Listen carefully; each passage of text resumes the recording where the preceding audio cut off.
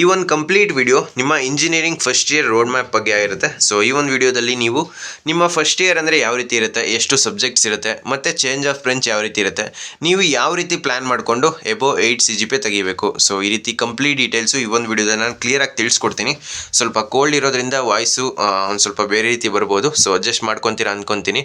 ನಿಮಗೆ ಆಮೇಲೆ ಮಾಡಿ ತಿಳಿಸ್ಬೋದಿತ್ತು ಈ ವಿಡಿಯೋನ, ಬಟ್ ಈ ಒಂದು ಟೈಮಲ್ಲಿ ನೀವು ಫ್ರೀ ಇರ್ತೀರಾ. ಈಗ ಸೆಕೆಂಡ್ ರೌಂಡು ಇನ್ನೂ ಲೇಟ್ ಆಗ್ಬೋದು, ಇನ್ನೊಂದು ವೀಕ್ ಆಗುತ್ತೆ. ಸೊ ಅಲ್ಲಿ ತನಕ ಈ ಒಂದಷ್ಟು ವಿಚಾರಗಳನ್ನ ನೀವು ತಿಳ್ಕೊಂಡ್ರೆ ನೆಕ್ಸ್ಟು ನಿಮಗೆ ಫರ್ದರ್ ಯೂಸ್ ಆಗುತ್ತೆ. ಸೊ ಈ ಒಂದು ವಿಡಿಯೋದಲ್ಲಿ ನಾನು ಕ್ಲಿಯರಾಗಿ ತಿಳಿಸ್ಕೊಡ್ತೀನಿ. ಅದಕ್ಕಿಂತ ಮುಂಚೆ ನೀವು ನಮ್ಮ ಚಾನಲ್ಗೆ ಸಬ್ಸ್ಕ್ರೈಬ್ ಆಗಿಲ್ಲ ಅಂತ ಸಬ್ಸ್ಕ್ರೈಬ್ ಆಗಿ, ಮತ್ತು ಆಪ್ಷನ್ ಎಂಟ್ರಿ ಬಗ್ಗೆ ಬೇರೆ ಏನಾದರೂ ಡೌಟ್ಸ್ ಇದ್ದರೆ ಕಮೆಂಟ್ ಬಾಕ್ಸಲ್ಲಿ ತಿಳಿಸಿ. ನಾನೀಗ ಆಲ್ರೆಡಿ ನಿಮ್ಮ ಸ್ಕಾಲರ್ಶಿಪ್ಸ್ ಬಗ್ಗೆ ಮತ್ತು VTU ಮತ್ತು ಆಟೋನಮಸ್ ಕಾಲೇಜ್ ಬಗ್ಗೆ ಇರೋ ಡಿಫ್ರೆನ್ಸ್ ಬಗ್ಗೆ ತಿಳಿಸ್ಕೊಟ್ಟಿದ್ದೀನಿ. ಸೊ ಇನ್ಫಾರ್ಮೇಟಿವ್ ಆಗಿರುತ್ತೆ ವಿಡಿಯೋ, ಒಂದ್ಸಲ ಚೆಕ್ ಮಾಡಿ ಡಿಸ್ಕ್ರಿಪ್ಷನಲ್ಲಿ ಹಾಕಿರ್ತೀನಿ. ಸೊ ಬನ್ನಿ ಫ್ರೆಂಡ್ಸ್, ವಿಡಿಯೋನ ಶುರು ಮಾಡೋಣ. ಮೊದಲನೇದಾಗಿ ನಿಮ್ಮ ಇಂಜಿನಿಯರಿಂಗಲ್ಲಿ 4 ಇಯರ್ಸ್ ಟೋಟಲಾಗಿ ಬರುವಂಥದ್ದು 4 ಇಯರ್ಸು. ಬಟ್ ನಾ ಈ ಒಂದು ಪರ್ಟಿಕ್ಯುಲರ್ ವೀಡಿಯೋದಲ್ಲಿ ನಿಮಗೆ ಫಸ್ಟ್ ಇಯರಲ್ಲಿ ಯಾವ ರೀತಿ ಇರುತ್ತೆ. ಸೊ ಫಸ್ಟ್ ಇಯರ್ ಹೇಳಬೇಕು ಅಂತ ಹೇಳಿದ್ರೆ ನಿಮಗೆ 2 ಸೆಮಿಸ್ಟರ್ ಬರುತ್ತೆ, 2 ಸೆಮ್ ಬರುತ್ತೆ.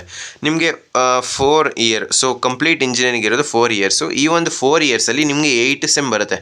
ಈ ರೀತಿ ಫಸ್ಟ್ ಇಯರಲ್ಲಿ ನಿಮಗೆ 2 ಸೆಮ್ಸ್ ಕಂಪ್ಲೀಟ್ ಆಗುತ್ತೆ.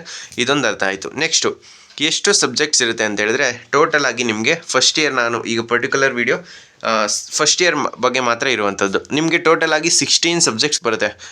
ಪರ್ ಸೆಮ್ಮು ನಿಮಗೆ 8 ಸಬ್ಜೆಕ್ಟ್ ಬರುತ್ತೆ. ಸೊ ಫಸ್ಟ್ ಇಯರ್ ಅಂದರೆ 2 ಸೆಮ್ ಎರಡೂ ಸೇರಿ ನಿಮಗೆ 16 ಸಬ್ಜೆಕ್ಟ್ಸು ಟೋಟಲ್ಲು. ಅದರಲ್ಲಿ ಫಿಸಿಕ್ಸ್ ಮತ್ತು ಕೆಮಿಸ್ಟ್ರಿ ಈ ಒಂದು ಸೈಕಲ್ ಅಂತ ಬರುತ್ತೆ. ಫಿಸಿಕ್ಸ್ ಸೈಕಲ್ ಮತ್ತು ಕೆಮಿಸ್ಟ್ರಿ ಸೈಕಲ್ಲು ನಿಮಗೆ ಫಸ್ಟ್ ಸೆಮ್ಮು ಫಿಸಿಕ್ಸ್ ಸೈಕಲ್ ಆದರೂ ಸಿಗ್ಬೋದು, ಕೆಮಿಸ್ಟ್ರಿ ಸೈಕಲ್ ಆದರೂ ಸಿಗ್ಬೋದು. ಈ ಎರಡೂ ಸೈಕಲಲ್ಲಿ ಮ್ಯಾಥ್ಸ್ ಅಂತೂ ಕಂಪಲ್ಸರಿ, ಪ್ರತಿಯೊಬ್ಬರಿಗೂ ಮ್ಯಾಥ್ಸು ಕಂಪಲ್ಸರಿ ಇದ್ದೇ ಇರುತ್ತೆ. ನಿಮಗೆ ಫಸ್ಟ್ ಇಯರಲ್ಲಿ ಫಿಸಿಕ್ಸು ಮ್ಯಾಥ್ಸು ಬರ್ಬೋದು, ಅಥವಾ ಕೆಮಿಸ್ಟ್ರಿ ಮ್ಯಾಥ್ಸ್ ಬರ್ಬೋದು. ಬಟ್ ನಿಮಗೆ ಮ್ಯಾಥ್ಸ್ ಅಂತ ಕಂಪಲ್ಸರಿ ಇತ್ತೆ. ಇದ್ರ ಜೊತೆಗೆ ನಿಮಗೆ ಬ್ರ್ಯಾಂಚ್ ಬಗ್ಗೆ ಒಂದಷ್ಟು ಸಬ್ಜೆಕ್ಟ್ಸು. ಸೊ ಈಗ ಫಸ್ಟ್ ಇಯರ್ ಏನಕ್ಕೆ ನಿಮಗೆ ಫಿಸಿಕ್ಸ್ ಮತ್ತು ಕೆಮಿಸ್ಟ್ರಿ ಸಬ್ಜೆಕ್ಟ್ಸ್ನ ಕಾಮನ್ ಮಾಡಿದ್ದಾರೆ ಅಂತ ಹೇಳಿದ್ರೆ, ನಿಮಗೆ ಫಸ್ಟ್ ಇಯರ್ ಆದಮೇಲೆ ಕೆಲವೊಬ್ಬರು ಈಗ ಅವ್ರಿಗೆ ಬೇಕಾಗಿರೋ ಬ್ರ್ಯಾಂಚ್ ಸಿಕ್ಕಿರಲ್ಲ, ಅವಾಗ ಏನು ಮಾಡ್ತಾರೆ, ಅವರು ಚೇಂಜ್ ಆಫ್ ಬ್ರಾಂಚ್ನ ಮಾಡ್ಕೋಬೇಕು. ಸೊ ಇದಕ್ಕೆ ಯುಟಿಲೈಸ್ ಮಾಡ್ಕೊಳ್ಳಿ, ಇದಕ್ಕೆ ಹೆಲ್ಪ್ ಆಗಲಿ ಸ್ಟೂಡೆಂಟ್ಸ್ ಅಂತ ನಿಮಗೆ ಫಸ್ಟ್ ಇಯರಲ್ಲಿ ಫಿಸಿಕ್ಸ್ ಮತ್ತು ಕೆಮಿಸ್ಟ್ರಿ ಸೈಕಲ್ ಅಂತ ಮಾಡ್ತಾಯಿದ್ರೆ ನಿಮಗೆ ಪ್ರತಿಯೊಬ್ಬರಿಗೂ ಕೂಡ ಈ ಒಂದು ಫಿಸಿಕ್ಸ್ ಸೈಕಲ್ ಬರುತ್ತೆ, ಕೆಮಿಸ್ಟ್ರಿ ಸೈಕಲು ಬರುತ್ತೆ. ಬಟ್ ಫಸ್ಟ್ ಸೆಮ್ಮಲ್ಲಾದ್ರೂ ಬರ್ಬೋದು, ಸೆಕೆಂಡ್ ಸೆಮ್ಮಲ್ಲಾದ್ರೂ ಬರ್ಬೋದು. ನಿಮಗೆ ಏನು ಫಿಸಿಕ್ಸ್ ಕೆಮಿಸ್ಟ್ರಿ ಇರುತ್ತೆ ತುಂಬ ಸಿಂಪಲ್ಲು. ನೀವು ಈಗ ಫಸ್ಟ್ PU ಸೆಕೆಂಡ್ PU ಏನು ಓದಿದ್ದೀರಾ ಅದಕ್ಕಿಂತ ತುಂಬ ಈಸಿಯಾಗಿರುತ್ತೆ. ಈ ಒಂದು ಕೆಮಿಸ್ಟ್ರಿ ಮತ್ತು ಫಿಸಿಕ್ಸ್ ಸೈಕಲು ತುಂಬ ಅಂದರೆ ತುಂಬ ಈಸಿ. ನಿಮಗೆ ಫಿಸಿಕ್ಸಲ್ಲಂತೂ ಡೈರೆಕ್ಟ್ ಫಾರ್ಮುಲಾಸು, ನಿಮಗೆ ಸೆಕೆಂಡ್ PU ಏನು ಸ್ಟಡಿ ಮಾಡಿರ್ತೀರ ಅದಕ್ಕಿಂತ ತುಂಬ ಈಸಿ ಇರುತ್ತೆ. ನೀವು ಡೈರೆಕ್ಟ್ ಸಬ್ಸ್ಟಿಟ್ಯೂಷನ್ಸ್ ಮಾಡಿದ್ರಿ ಅಂತ ಹೇಳಿದ್ರೆ ನಿಮಗೆ ಡೈರೆಕ್ಟಾಗಿ ಆನ್ಸರ್ಸ್ ಬರುತ್ತೆ. ಕೆಮಿಸ್ಟ್ರಿನೂ ಅಷ್ಟೇ, ನಿಮಗೆ ಸೆಕೆಂಡ್ PU ಏನು ಸ್ಟಡಿ ಮಾಡಿರ್ತೀರ ಆಲ್ಮೋಸ್ಟ್ ಸಿಮಿಲರ್ ಇರುತ್ತೆ. ನೀವು ಆರಾಮಾಗಿ ಈ ಒಂದು ಫಸ್ಟ್ ಇಯರ್ನ ಕಂಪ್ಲೀಟ್ ಮಾಡ್ಕೋಬೋದು. ಮ್ಯಾಥ್ಸೂ ಅಷ್ಟೇ, ನಿಮಗೆ ಇಂಟಿಗ್ರೇಷನ್ನು ಮತ್ತು ಡಿಫ್ರೆನ್ಷಿಯೇಷನ್ ಬರುತ್ತೆ. ನಿಮಗೆ ಈಗ ಭಯ ಇರ್ಬೋದು, ಡಿಫ್ರೆನ್ಷಿಯೇಷನ್ ಮತ್ತು ಇಂಟಿಗ್ರೇಷನ್ ನಂಗೆ ಕಲ್ತಿಲ್ಲ ಸೆಕೆಂಡ್ PU ಏನು ಮಾಡೋದು ಅಂತ. ಹೇಳ್ತೀನಿ ನೋಡಿ, ಮ್ಯಾಥ್ಸ್ ಅಂತೂ ತುಂಬ ಈಸಿ. ಫಸ್ಟ್ ಇಯರು ನಿಮಗೆ ಮ್ಯಾಥ್ಸು ಏನು ಡಿಫಿಕಲ್ಟಿ ಅನ್ಸಲ್ಲ. ನೀವು ಈಗ ಡಿಫ್ರೆನ್ಷಿಯೇಷನ್ ಮತ್ತು ಇಂಟಿಗ್ರೇಷನ್ನು ನಿಮಗೆ ಒಂದು ಸ್ವಲ್ಪ ಗೊತ್ತಿದ್ರು ಸಾಕು. ಆಮೇಲೆ ನೀವು ಜಾಯಿನ್ ಆದಮೇಲೆ ಬ್ರೀಫ್ ಮಾಡ್ತಾರೆ. ಬಟ್ ನೀವು ಆ ಬ್ರೀಫ್ ಮಾಡ್ಬೇಕಾದ್ರೆ ಒಂಚೂರಾದರೂ ಕೇಳಿಸ್ಕೋಬೇಕು. ನೀವು ಈಸಿಯಾಗಿ ಈ ಒಂದು ಫಸ್ಟ್ ಇಯರಲ್ಲಿ ಮ್ಯಾಥ್ಸ್ನ ಈಸಿಯಾಗಿ ಟ್ಯಾಕಲ್ ಮಾಡ್ಬೋದು. ನಿಮಗೆ ಮ್ಯಾಥ್ಸ್ ಈಗ ಫಸ್ಟ್ ಇಯರ್ ಅಲ್ಲ, ನಿಮಗೆ ಸೆಕೆಂಡ್ ಇಯರು ಮತ್ತು second year last. First year ಆದಮೇಲೆ ನಿಮಗೆ ಸೆಕೆಂಡ್ ಇಯರ್ ತನಕ ಮ್ಯಾಥ್ಸ್ ಇರುತ್ತೆ, ಅದಾದಮೇಲೆ ಮ್ಯಾಥ್ಸ್ ಇರೋದಿಲ್ಲ. ಕೆಲವೊಂದು ಕಾಲೇಜಲ್ಲಿ ಮ್ಯಾಥ್ಸ್ ಇನ್ಕ್ಲೂಡ್ ಮಾಡ್ತಾರೆ, ಬಟ್ ಆಟೋನಮಸ್ಸಲ್ಲಿ ನಿಮಗೆ ಅವ್ರ ಮೇಲೆ ಡಿಪೆಂಡ್ ಆಗಿರುತ್ತೆ. ಬಟ್ VTUಲಿ ನಿಮಗೆ ಅಪ್ ಟು 4th ಸೆಮ್ ತನಕ ನಿಮಗೆ ಮ್ಯಾಥ್ಸ್ ಇರುತ್ತೆ. ನೀವು ಯಾವ ರೀತಿ ಫ್ರೆಂಡ್ಸ್ನ ಮಾಡ್ಕೊತೀರಾ ನಿಮ್ಮ ಇಂಜಿನಿಯರಿಂಗ್ ಜಾಯ್ನ್ ಆದಮೇಲೆ ಅದು ಇಂಪಾರ್ಟೆಂಟು. ಯಾಕೆಂತ ಹೇಳಿದ್ರೆ ನಿಮ್ಮ 4 ಇಯರ್ಸು ಕೂಡ ಈ ಒಂದು ಫ್ರೆಂಡ್ ಸರ್ಕಲ್ ಮೇಲೆ ಡಿಪೆಂಡ್ ಆಗಿರುತ್ತೆ. ನೀವು ನೆಕ್ಸ್ಟ್ ಏನೇ ಈಗ ನೋಡಿ ಮಾರ್ಕ್ಸ್ ತೆಗಿಬೇಕು ಅಂದರೆ ನೀವು ಆ ಒಂದು ಫ್ರೆಂಡ್ಸ್ ಜೊತೆ ಕಂಪೇರ್ ಮಾಡ್ತೀರಾ. ಈಗ ಅವರೆಷ್ಟು ತೆಗಿತಾರೆ ಅದರಷ್ಟೇ ನೀವು ತೆಗೋದಕ್ಕೆ ಟ್ರೈ ಮಾಡ್ತೀರಾ. ಅವರೇ ಮಾರ್ಕ್ಸ್ ತೆಗಿಲಿಲ್ಲ ಅಂತ ಹೇಳಿದ್ರೆ ನೀವು ಕೂಡ ತೆಗಿಯಲ್ಲ. ಆದ್ದರಿಂದ ಒಂದೊಳ್ಳೆ ಫ್ರೆಂಡ್ ಸರ್ಕಲ್ನ ಗ್ರೂಪ್ ಮಾಡ್ಕೊಳ್ಳಿ. Next student club. So join student clubs. So ನಿಮಗೆ ಕಾಲೇಜ್ ಜಾಯ್ನ್ ಆದಮೇಲೆ ಗೊತ್ತಾಗುತ್ತೆ. ಈಗ ಕೆಲವೊಂದು ಕಾಲೇಜಲ್ಲಿ ರೋಟ್ರಿ ಅಂತ ಇರುತ್ತೆ, ಕೆಲವೊಂದು ಕಾಲೇಜಲ್ಲಿ ನಿಮಗೆ ಬಾಹ ಅಂತ ಇರುತ್ತೆ. ಸೊ ಒಂದಷ್ಟು ಕ್ಲಬ್ಸ್ ಇರುತ್ತೆ ಸ್ಟೂಡೆಂಟ್ ಕ್ಲಬ್ಸು. ಆ ಒಂದು ಕ್ಲಬ್ಸ್ಗೆ ಜಾಯ್ನ್ ಆದರೆ ನಿಮ್ಮ ಸ್ಕಿಲ್ಸು ಕೂಡ ಇಂಪ್ರೂವ್ ಆಗುತ್ತೆ. ನೆಕ್ಸ್ಟು ನಿಮಗೆ ಗೊತ್ತಾಗುತ್ತೆ ಕಾಲೇಜ್ ಜಾಯ್ನ್ ಆದಾಗ.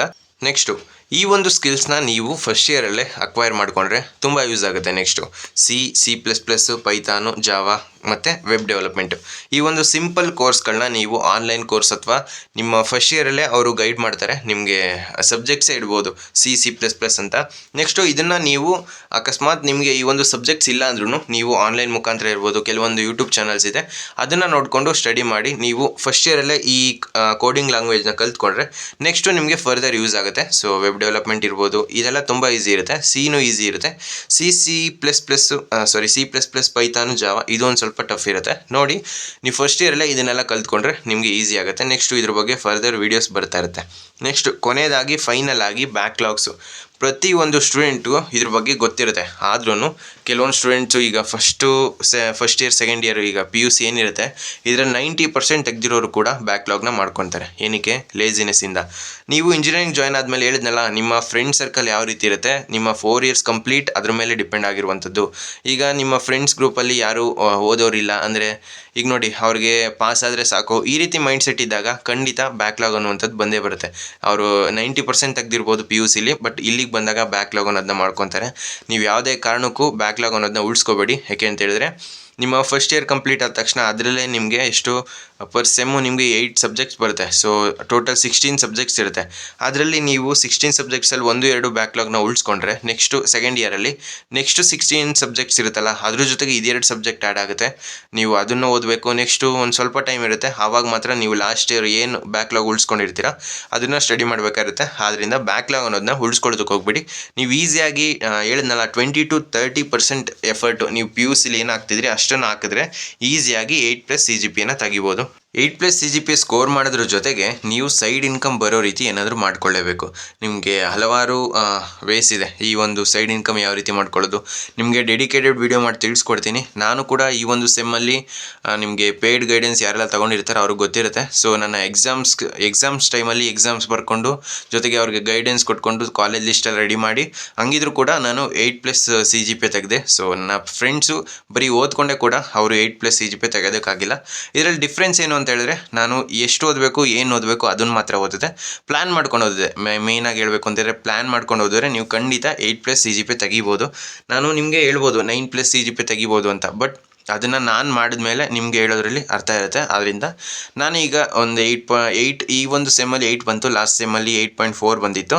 ಆದ್ದರಿಂದ ನಾನು ಈಗ ಒಂದು ಆ್ಯಾವ್ರೇಜ್ ಆಗಿ 8 ಅಂತ ಹೇಳ್ತಾ ಇದ್ದೀನಿ. ನೆಕ್ಸ್ಟು ನಿಮಗೆ 9 ತೆಗೆದಾಗ ನಾನು 9 ಯಾವ ರೀತಿ ತೆಗೆಯೋದು ನನಗೆ ಅದು ಆ ಪ್ಲ್ಯಾನ್ ವರ್ಕ್ ಆದಾಗ ನಿಮಗೆ ಹೇಳ್ತೀನಿ. ಸೊ ಆದ್ದರಿಂದ ಸೈಡ್ ಇನ್ಕಮ್ ಅನ್ನುವಂಥದ್ದು ತುಂಬ ಇಂಪಾರ್ಟೆಂಟು. ನಿಮ್ಮ ಪೇರೆಂಟ್ಸ್ ಹತ್ರ ನೀವು ಎಷ್ಟು ಅಂತ ಕೇಳೋದಕ್ಕಾಗುತ್ತೆ. ಫಸ್ಟ್ ಇಯರ್ ಕೇಳ್ಬೋದು, ಸೆಕೆಂಡ್ ಇಯರ್ ಕೇಳ್ಬೋದು. ಪ್ರತಿ ಒಂದು ಸೆಮ್ಮಲ್ಲೂ ನೀವು ಫೀಸ್ ಕಟ್ಟೋದಿರುತ್ತೆ. ಇದನ್ನು ಪ್ರತಿ ಒಂದು ಸೆಮ್ಮಲ್ಲೂ ಅಟ್ಲೀಸ್ಟು ನೀವು 1 ವರ್ಷದ ಫೀಸ್ನ ನಿಮ್ಮ ಪೇರೆಂಟ್ಸ್ ಹತ್ರ ಕೇಳಿದೆ ನೀವೇ ಕಟ್ಟಿದಾಗ ಯಾವ ರೀತಿ ಇರುತ್ತೆ ನೀವೇ ಒಂದ್ಸಲ ಥಿಂಕ್ ಮಾಡಿ ನೋಡಿ. ಇದಕ್ಕೆ ಭಾಳಷ್ಟು ವೇಸ್ ಇದೆ. ಯೂಟ್ಯೂಬ್ ಸ್ಟಾರ್ಟ್ ಮಾಡೋದ್ರಿಂದ ಇರ್ಬೋದು. ಆಮೇಲೆ ಹೇಳ್ತಾ ಇದ್ದೀನಿ ನೋಡಿ, ಯೂಟ್ಯೂಬ್ ಅಂದ್ಬಿಟ್ಟು ಈಗ ನೋಡಿ CET ಈಗ ಈ ಒಂದು ಪರ್ಟಿಕ್ಯುಲರ್ ಫೀಲ್ಡಲ್ಲಿ CET ಇದರಲ್ಲಿ ತುಂಬ ಕಾಂಪಿಟೇಷನ್ ಇದೆ. ಇದರಲ್ಲಿ ಆಲ್ರೆಡಿ ರೆಪ್ಯೂಟೆಡ್ ಚಾನಲ್ಸ್ ಇದೆ, ಅದ್ರ ಜೊತೆಗೆ ಒಂದಷ್ಟು ಆವ್ರೇಜ್ ಚಾನಲ್ಸು ಇರುತ್ತೆ. ಅದರಲ್ಲಿ ನೀವು ಕಾಂಪಿಟೇಷನ್ ಕೊಟ್ಕೊಂಡು ಈಗ ಹೊಸ್ದಾಗಿ ಈ ಒಂದು KCET ನೀಟ್ ಅಪ್ಡೇಟ್ಸು ಈ ಒಂದು ಫೀಲ್ಡ್ಗೆ ಬರೋದು ತುಂಬ ಕಷ್ಟ. ಆದ್ದರಿಂದ ನೀವೇನು ಮಾಡಬೇಕು, ಯಾವ ಫೀಲ್ಡಲ್ಲಿ ಕಾಂಪಿಟೇಷನ್ ಕಡಿಮೆ ಇರುತ್ತೆ ಸೊ ಆ ಒಂದು ಚಾನಲ್ನ ನೀವು ಕ್ರಿಯೇಟ್ ಮಾಡಿಕೊಂಡು ವೀಡಿಯೋಸ್ ಮಾಡೋದ್ರಿಂದ ಇರ್ಬೋದು. ನೆಕ್ಸ್ಟು ವೀಡಿಯೋ ಎಡಿಟಿಂಗ್ ಸ್ಕಿಲ್ಸ್ ಇರುತ್ತೆ. ಅದರಲ್ಲಿ ನೀವು ವೀಡಿಯೋ ಎಡಿಟಿಂಗ್ ನಿಮ್ಗೊಂದು ಸ್ವಲ್ಪ ಗೊತ್ತಿತ್ತು, ನಾಲೆಡ್ಜ್ ಇತ್ತು ಅಂತ ಹೇಳಿದ್ರೆ ನೀವು ಈ ಒಂದು ಪ್ಲ್ಯಾಟ್ಫಾರ್ಮ್ಸ್ ಇರುತ್ತೆ, ಆನ್ಲೈನ್ ಪ್ಲ್ಯಾಟ್ಫಾರ್ಮ್ಸು, ಅದ್ರ ಮುಖಾಂತರ ನೀವು ನಿಮ್ಮ ಒಂದು ರೆಸ್ಯೂಮೆ ಅಂದರೆ ಈಗ ನೋಡಿ ನಿಮಗೆ ಬೇಸಿಕ್ ಎಷ್ಟು ಗೊತ್ತು ವೀಡಿಯೋ ಎಡಿಟಿಂಗ್ ಅದ್ರ ಒಂದು ಡೀಟೇಲ್ಸ್ನ ಇಟ್ಕೊಂಡು ನೀವು ಅವ್ರಿಗೆ ಮೇಲ್ ಮಾಡೋದ್ರಿಂದ ಇರ್ಬೋದು. ಆ ರೀತಿ ನೀವು ನಿಮ್ಮ ಕೆಲಸನ ಪಡ್ಕೊಬೋದು. ಸುಮಾರು ವೇಸ್ ಇದೆ. ನಿಮಗೆ ಸಪ್ರೇಟು ಡೆಡಿಕೇಟೆಡ್ ವೀಡಿಯೋ ಮಾಡಿ ತಿಳಿಸ್ಕೊಡ್ತೀನಿ ಯಾವ ರೀತಿ ಈ ಒಂದು ಸೈಡ್ ಇನ್ಕಮ್ನ ತೆಗೆಯೋದು ಅಂತ. ನೆಕ್ಸ್ಟ್ ಏನಾದರೂ ಅಪ್ಡೇಟ್ಸ್ ಬಂದರೆ CET ಬಗ್ಗೆ ತಿಳಿಸ್ಕೊಡ್ತೀನಿ. ಸದ್ಯಕ್ಕಂತೂ ಈ ಒಂದು ವಿಡಿಯೋ ಹೆಲ್ಪ್ಫುಲ್ ಆಗಿತ್ತು ಅಂತ ಅಂದ್ಕೊತೀನಿ. ನೆಕ್ಸ್ಟು ನಿಮಗೆ ಯಾವ ರೀತಿ ಇರಬೇಕು, ನೀವು ಯಾವ ರೀತಿ ಸ್ಕಿಲ್ಸ್ನ ಬೆಳೆಸ್ಕೋಬೇಕು ನಿಮಗೆ ಫಸ್ಟ್ ಇಯರ್ ಆದಮೇಲೆ ಇದ್ರ ಬಗ್ಗೆನೂ ವೀಡಿಯೋಸ್ ಬರ್ತಾ ಇರುತ್ತೆ. ಸೊ ಫ್ರೆಂಡ್ಸ್, ಈ ವಿಡಿಯೋ ನಿಮ್ಗೆ ಇಷ್ಟವಾಗಿತ್ತು ಅಂದರೆ ಲೈಕ್ ಮಾಡಿ, ಕಮೆಂಟ್ ಮಾಡಿ ಮತ್ತು ನಿಮ್ಮ ಫ್ರೆಂಡ್ಸ್ಗೆಲ್ಲ ಈ ವಿಡಿಯೋನ ಶೇರ್ ಮಾಡಿ.